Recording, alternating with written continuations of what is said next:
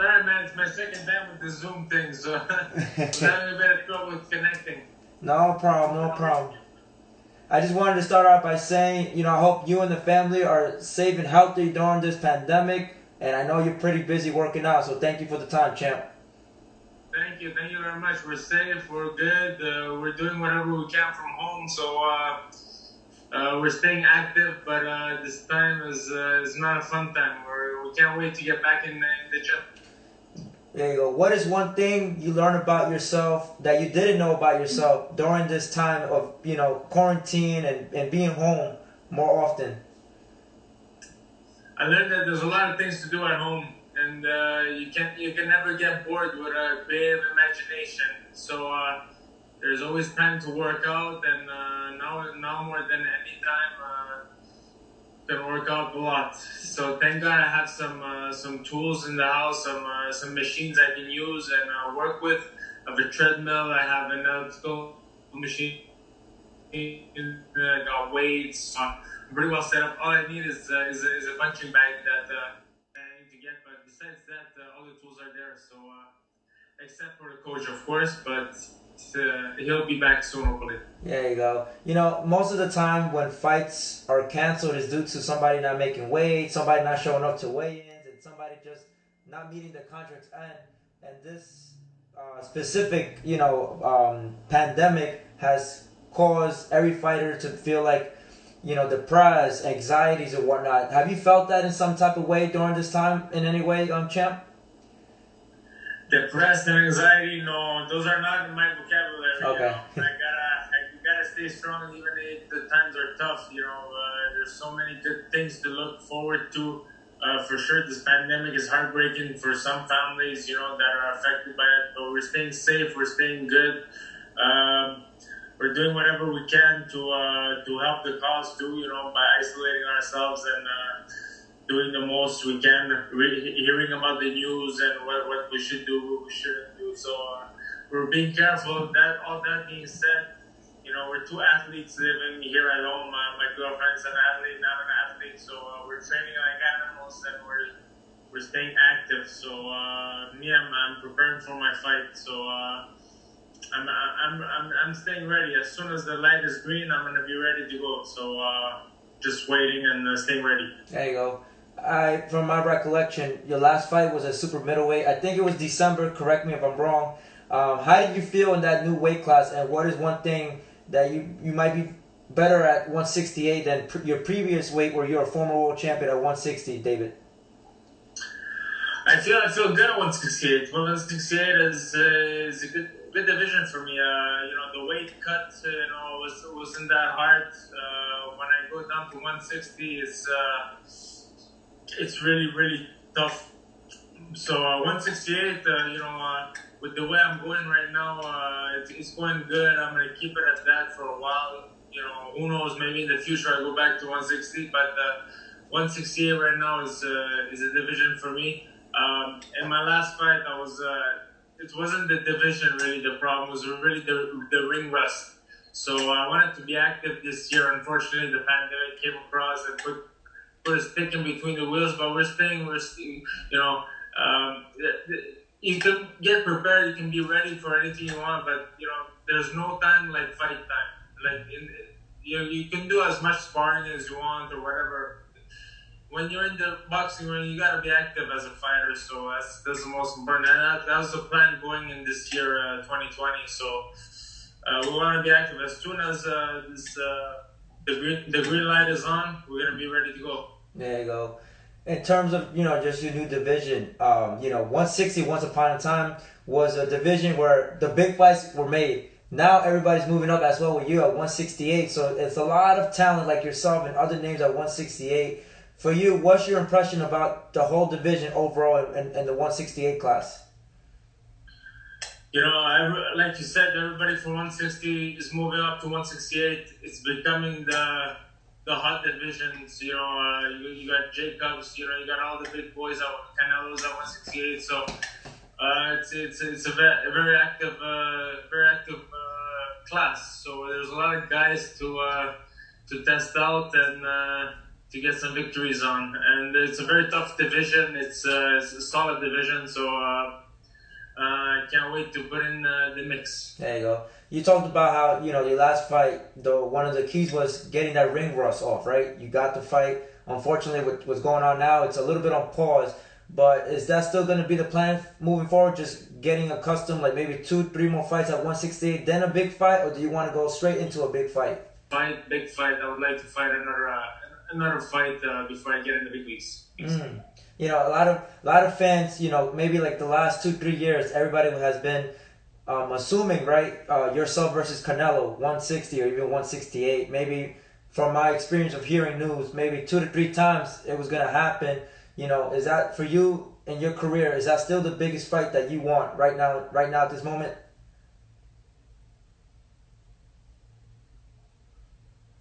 Well, it's the biggest fight in boxing, and that's what we've been chasing for years. And definitely styles make fights, and a combination of a great style like Canelo versus my style, it's bombs away. I think all the fans are going to be having a great treat in a fight like that. Canelo's a great fighter. Definitely, I got to be extremely well prepared for a fighter like that. So that's where we're heading. That's where I'm heading. Okay.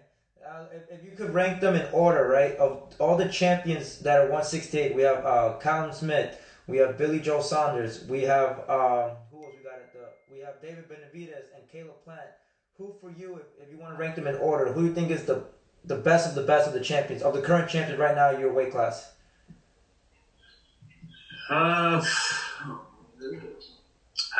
After seeing Smith versus Ryder, I was gonna put him number one. I think Benitez would go number one, or Caleb Plant number one, and the other guys. But Caleb and Benitez, I think, and Smith are pretty much top three.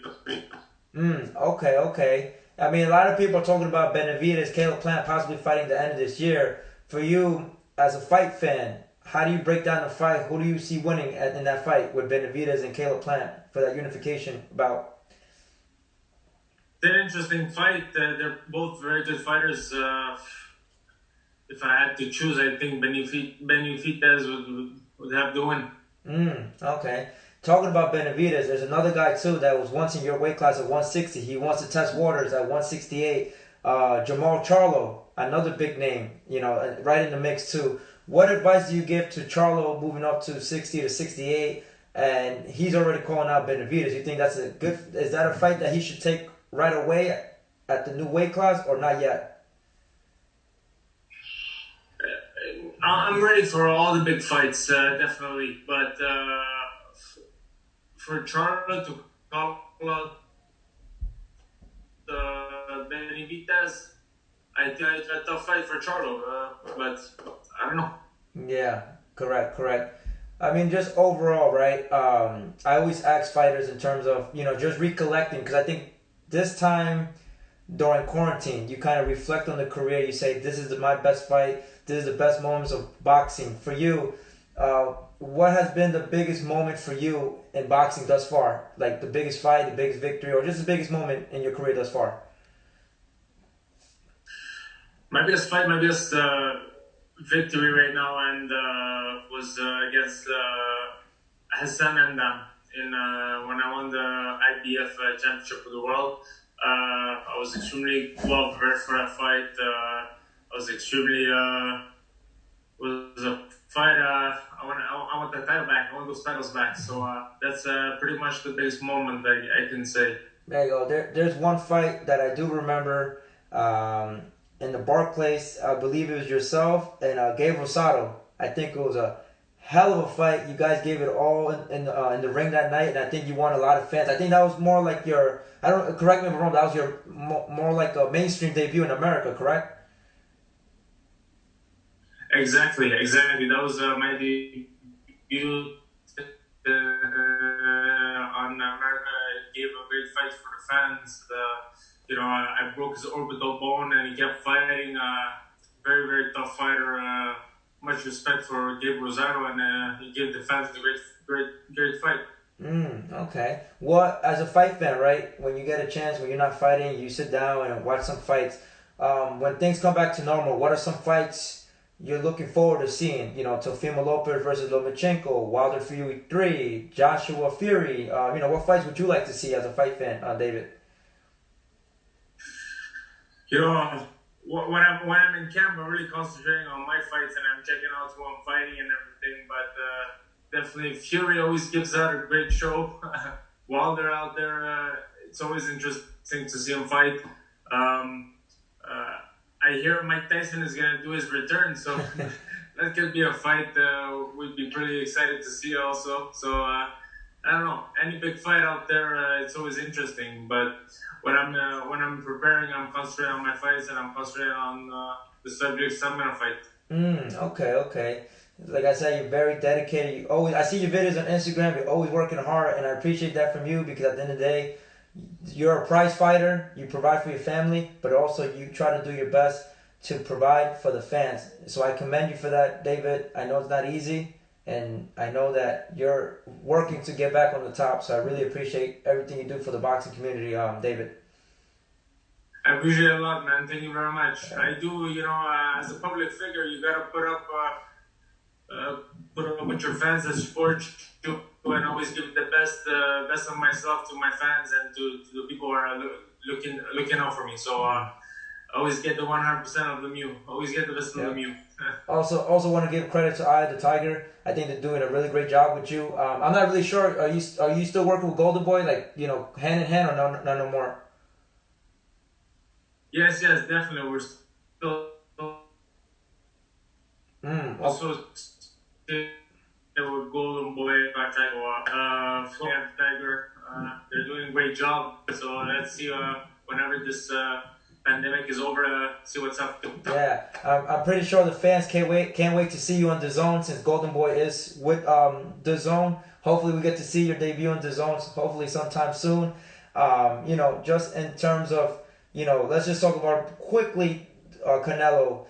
As a fight fan, would you like to see the trilogy again between Canelo or Triple G, or you don't want to see that no more? Canelo should just move on. Canelo beat Golovkin, and there's nothing more to prove from Canelo. Canelo is he's on his way up. He's still improving. Unfortunately, Golovkin has hit his peak, and he's now he's not improving as much as he was back in 2015 when I fought him and everything. So I think he's on the way down. But if there's a trilogy,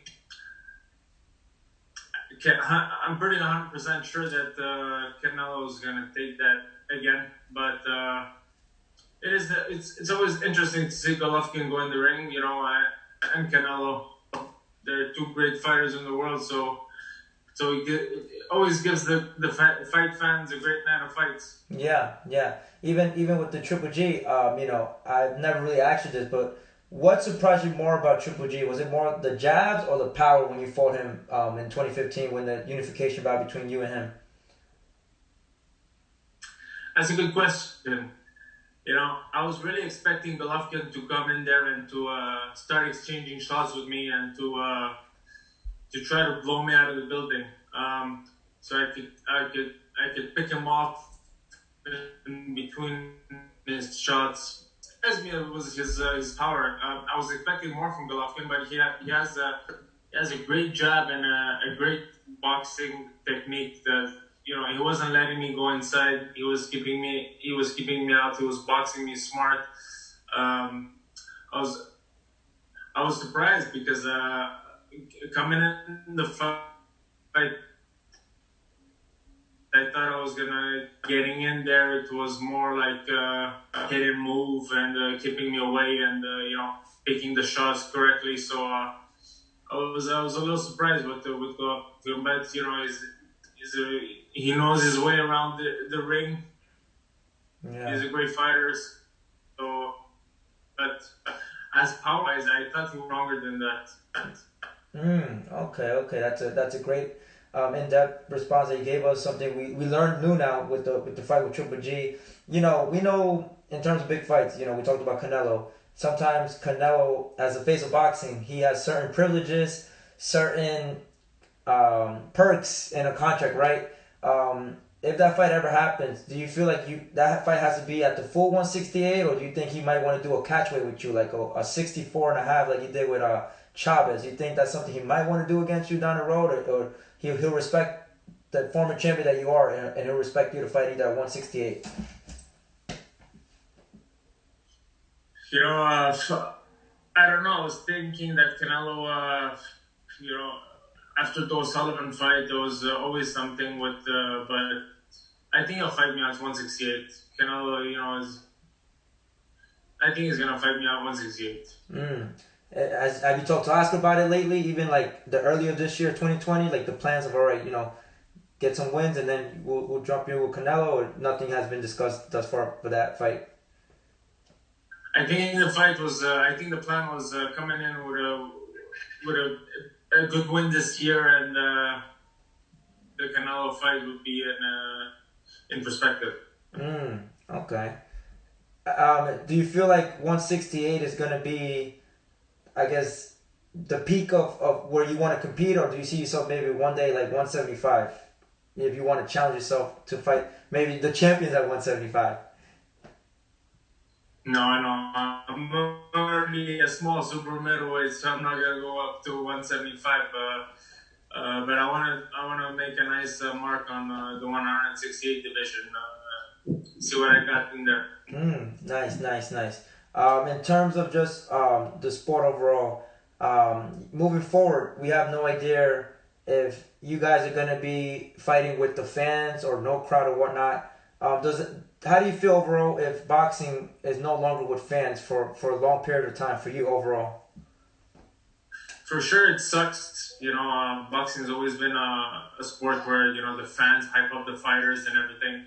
So it's gonna be a total different world when there's gonna be no fans in the stands or stuff like that. It's gonna be very different. But we're gonna adapt, and we're gonna do what we gotta do to keep the show going. And the fans will get the fights from their TVs or their PCs or whatever.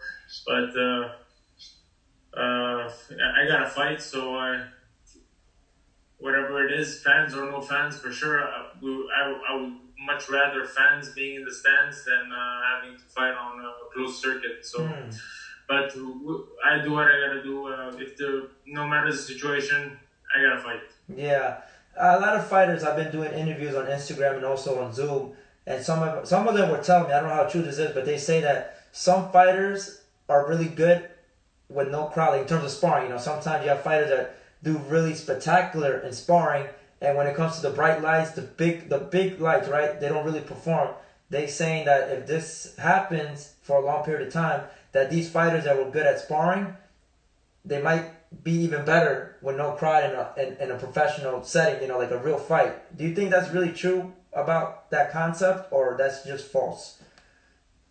I think it's there is definitely fighters who are good at the gym, but when it comes to the pressure of the fight and to be in the ring when it counts, they choke, and it's what separates the real from the from not the real. So you got some guys who are in the gym and who give great sparrings, but when they win the fight, they're not the same guy. So if that's gonna change without fans, I don't know.